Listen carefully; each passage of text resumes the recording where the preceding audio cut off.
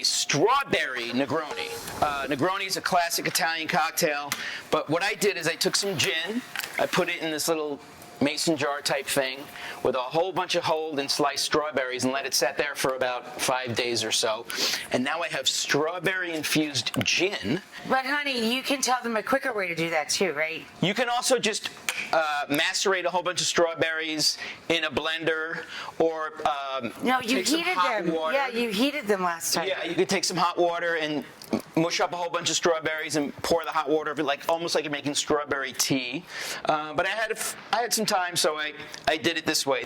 So I'm gonna do basically a Negroni. It's so easy to make because first of all you can make it in a glass, and it's equal parts Campari and gin in this case. Campari, which is bitter liqueur, yes. Campari, it's a very famous Italian bitter liqueur. It tastes sort of like the most bitter grapefruit you've ever had.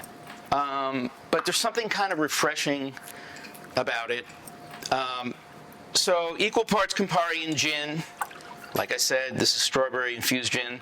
And then half of that of red vermouth or sweet vermouth, same thing. That kind of just softens it up a little bit because the Campari, it's pretty intense.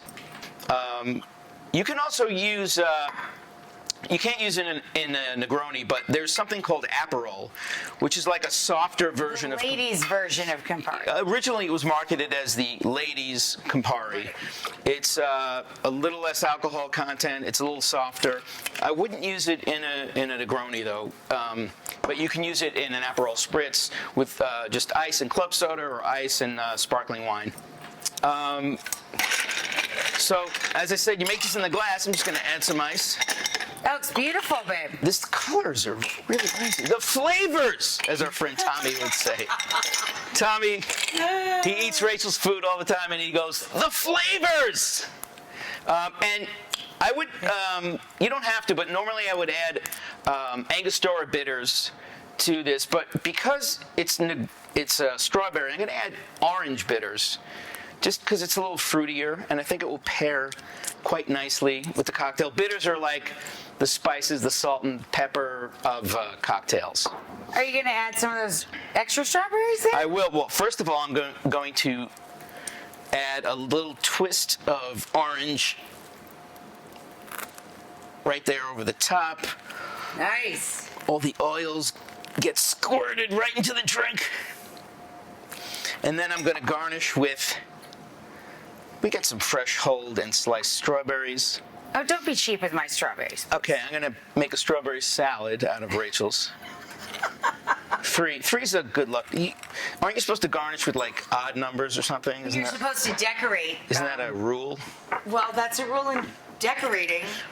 But I guess... Can I get a spoon? I want to stir that. You are technically decorating a cocktail, so yes, the rule is of threes when you're decorating. So look at this. I'm an interior of the glass decorator. I just made that job up. You are a Fruit Loop. Look at that.